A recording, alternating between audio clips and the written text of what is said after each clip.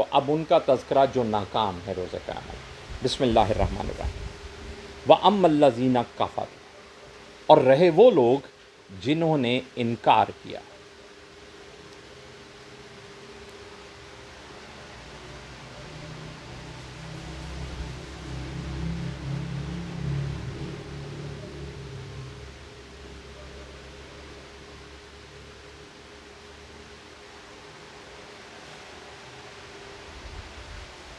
اللہ اکبر اللہ اکبر کبیرہ۔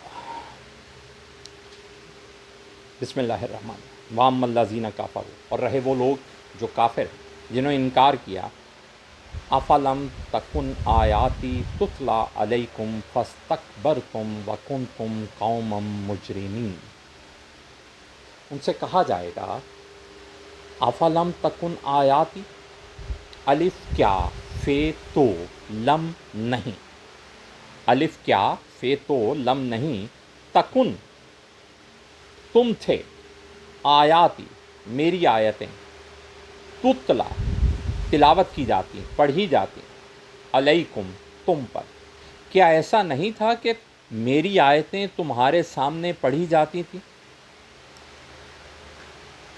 وہ لوگ جنہوں نے بات نہیں مانی، وہ لوگ جو کافر ہوئے، روز قیامت یہ نامہ اعمال ملنے کے بعد ان سے کہا جائے گا کہ کیا تمہارے سامنے میری آیتیں نہیں پڑھی جاتی؟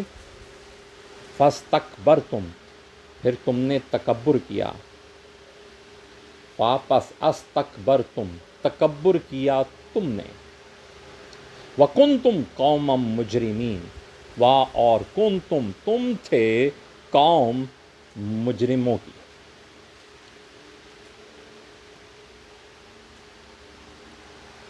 اب اعمال صالحہ پڑھے ہیں ہم نے، تو اب بات کریں گے کفر کی۔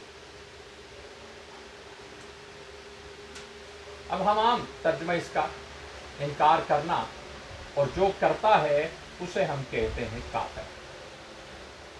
اب ہم عموماً یہ بات کہتے ہیں کہ وہ شخص جو قرآن پر ایمان نہیں رکھتا، وہ شخص جو نبی کریم صلی اللہ علیہ وآلہ وسلم کو اللہ کا آخری رسول نہیں مانتا، ہم اسے کافر کہتے ہیں۔ یہ ایک عام سی تعریف ہے جو بچپن سے ہمارے ہاں چلی آ رہی ہے، لیکن اس لفظ کو واضح کریں تو ہمیں سمجھ میں آتی ہے کہ انکار کرنا جو ہے، یا جو شخص انکار کرتا ہے، اس کے کیا کیا امکانات ہیں۔ انکار کیا ہے؟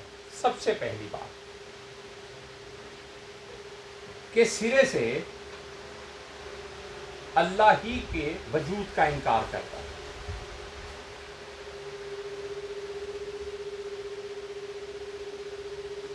یہ بھی انکار ہے، یعنی وہ نعوذ باللہ اللہ ہی کے وجود کو نہیں مانتا۔ آج کے دور میں بہت سے لوگ آپ کو ایسے سوشل میڈیا پہ ملتے ہیں جو سرے سے اس بات کی کہ نعوذ باللہ انکاری ہوتے ہیں۔ اچھا، اس کے بعد وہ لوگ ہیں کہ جو اللہ کو تو مانتے ہیں، لیکن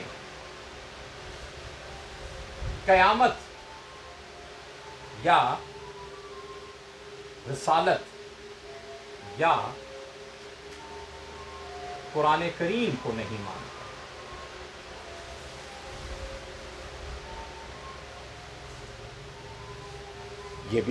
یہ بھی انکار کر رہے ہیں۔ اللہ کو تو مانتے ہیں کہ اللہ ایک ہے، لیکن نبی کریم صلی اللہ علیہ وآلہ وسلم کو اللہ کا رسول نہیں مانتے، نعوذ باللہ۔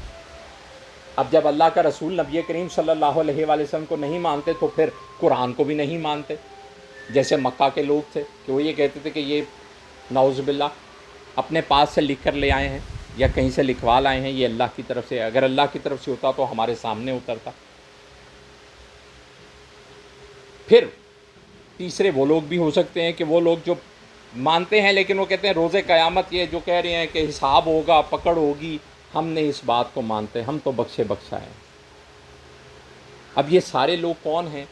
کیونکہ قرآن تو کہہ رہے، ابھی آج کے سبق میں ہم نے بڑی واضح طور پہ بات پڑھی کہ ہر امت کیسی حالت میں ہوگی، اور اس کے بعد پھر جب اگلا مرحلہ کیا ہوگا، نامہ اعمال دیے جائیں گے، اور کس بنیاد پر دیے جائیں گے؟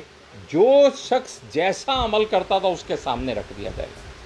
کوئی اس میں کوئی ابہام والی بات موجود ہے؟ کوئی دوسری تیسری بات، کسی سہارے کی بات، کسی آسرے کی بات، کوئی یہاں پر نقطہ موجود نہیں. سیدھی بات ہے، جو تم عمل کرتے رہے تھے تمہارے سامنے رکھ دیا جائے گا، تمہیں پکڑا دیا جائے گا، یہ تمہارا عمل ہے.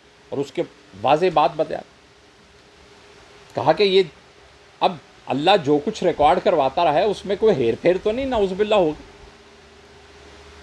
اب جو شخص پھر اللہ کو تو مان رہا ہے لیکن نبی کریم صلی اللہ علیہ وآلہ وسلم کو رسول نہیں مانا، مکہ کے لوگ، مدینہ کے لوگ، یہود نصارہ، یہ سارے لوگ ایسے ہی تھے، نعوذ باللہ. پھر اس کے بعد آج کے دور کے اعتبار سے اگر دیکھیں تو جو شخص نبی کریم صلی اللہ علیہ وآلہ وسلم کو اللہ کا آخری رسول نہیں مانتا وہ بھی کافر کے زمرے میں آتا ہے، کہ رسول تو مان رہا ہے لیکن آخری نہیں مان رہا، نعوذ باللہ.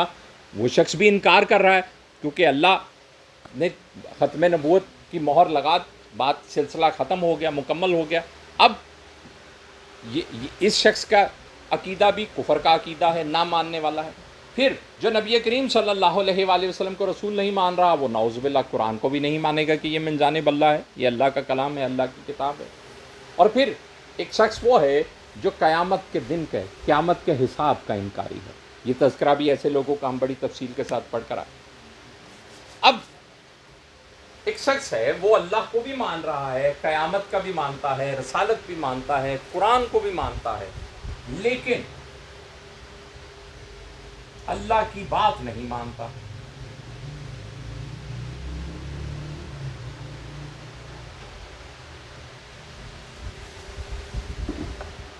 اللہ کی بات نہیں مانتا، اس کو کیا کہیں گے؟ کیا کوئی اور لفظ ہے اس شخص کے لیے؟ بات نہیں مان رہا نا، انکار کر رہا ہے. زبان سے اقرار تو کر رہا ہے جائیداد کی تقسیم کا اللہ نے حکم یہ دیا ہے، لیکن عمل ایسا نہیں کر رہا. تقسیم اپنی مرضی سے کر رہا ہے، اللہ کے حکم کے مطابق نہیں کر رہا، تو اللہ کے حکم کا انکاری ہوا ہے نا، نعوذ باللہ. اللہ کی بات نہیں مان رہا. اللہ کہہ رہا ہے میرے ساتھ تعلق جوڑو، مجھ سے مدد مانگو نماز اور صبر کے ساتھ. ایک شخص نماز کے قریب بھی نہیں جاتا ہے، وہ کیا کر رہا ہے؟ اللہ کی بات نہ مان. اس کا جرم یہی ہے نا کہ وہ اللہ کی بات نہیں مان رہا ہے، انکار کر رہا ہے کہ میں نہیں مان. اب کچھ علماء اس میں کہیں گنجائش دیتے ہیں کہ وہ کہتے ہیں کہ نہیں، یہ شخص ہے تو ایمان والا، یہ گنہگار ہے. یعنی وہ نماز کا تو انکار نہیں کر رہا نا، خود نہیں ادا کر رہا. یہ تو مانتا ہے نماز پڑھنی چاہیے لیکن خود نہیں پڑھ رہا. لیکن اس میں پھر ایک سوال ہے، وہ سوال یہ ہے کہ کیا وہ یہ کام لا علمی کی وجہ سے کر رہا ہے؟ کیا اسے نہیں پتا کہ نماز کا مقام کیا ہے؟ کیا مال خرچ کرنے کا حکم اللہ کی طرف سے کیا درجہ رکھتا ہے اسے نہیں پتا؟ دنیا کی ہر سائنس اسے پتا ہے، کاروبار کے سارے گرو سے آتے ہیں، اپنے معاملات چلانے میں ساری سکیمیں وہ لڑا لیتا ہے. لیکن جب اللہ کے احکامات کی باری آئے تو لا علمی کا بہانہ اوڑھ لیا جائے. اللہ تو دلوں کے بھید بھی جانتا ہے. اور جو شخص یہ مانتا ہے کہ یہ کتاب اللہ کی ہے، میں اکثر عرض کرتا ہوں کہ ہم کہیں سفر پہ جا رہے ہوں، راستہ بھول جائیں، راستہ سمجھ نہ آ رہا ہو تو گوگل میپ اس یقین کے ساتھ کھولتے ہیں کہ راستہ صحیح پتہ لگ جائے گا. اس ایپ پہ یقین ہے. اللہ کہتے ہیں یہ کتاب کھولو، اس کتاب میں کامیابی کے راستے کی، کامیابی کی منزل کے سارے راستے موجود ہیں، سارے طریقے موجود ہیں، ان پہ عمل کرو گے کامیابی کی منزل کو پہنچ جاؤ گے. لیکن میں اور آپ اگر اس میں سے کامیابی کا راستہ نہیں تلاش کر رہے، اس پر عمل نہیں کر رہے، اس منزل کو حاصل کرنے کی کوشش نہیں کر رہے، تو نعوذ باللہ من ذالک ہمارا عمل یہ بتا رہا ہے کہ ہمیں اس بات پر یقین نہیں. اگر مجھے اس بات پہ یقین ہے کہ میرا بچہ اگر ایم اے کر لے گا، پی ایچ ڈی کر لے گا تو اچھی نوکری پہ لگے گا، میں پورے محنت کر کے اچھی فیسیں بھر کے اسے کالج میں، یونیورسٹی میں تعلیم دلواتا ہوں، یہ ساری انویسٹمنٹ میں کیوں کر رہا ہوں؟ کیونکہ مجھے یقین ہے کہ وہ یہ ڈگری لے لے گا تو کامیاب زندگی گزارے گا، یہ میرا خیال ہے۔ لیکن وہ کتاب جس کے بارے میں اللہ ارشاد فرما رہے ہیں کہ یہ پکڑ لو گے، اس پر عمل شروع کر دو گے تو یقیناً اس دنیا میں بھی کامیابی تمہیں ملے گی اور آخرت میں بھی ملے گی، اور میں اس کتاب کو نہیں پکڑ رہا، تو اس کا مطلب ہے کہ نعوذ باللہ میرا عمل یہ بتا رہا ہے کہ مجھے اس بات پر یقین نہیں ہے، نعوذ باللہ من ذالک۔ تو کیا ایسے شخص کو بھی، بات نہ ماننے والے کو بھی، اللہ کی بات نہ ماننے والے کو بھی کیا انکار کرنے والا نہیں کہا جائے گا؟ کہا جائے گا کہ روز قیامت وہ لوگ جو انکاری رہے ان سے یہ کہا جائے گا کیا تمہارے سامنے میری آیتیں نہیں پڑھی جاتی تھیں؟ پڑھی جاتی تھیں، لیکن تم نے تکبر کیا۔ اب تکبر کیا ہے؟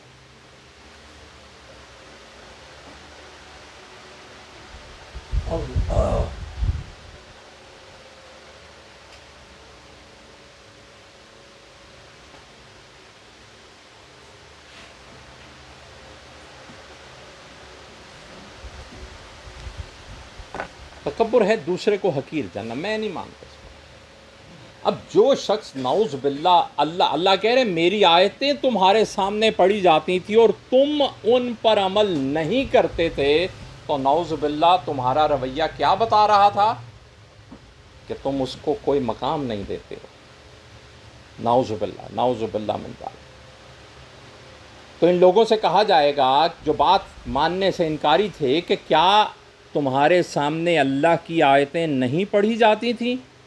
پڑھی جاتی تھیں، تم کیا کرتے تھے؟ منہ موڑ لیتے۔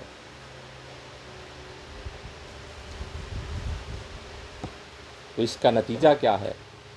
تم مجرموں کی قوم بن گئے۔ یہ جرم ہے،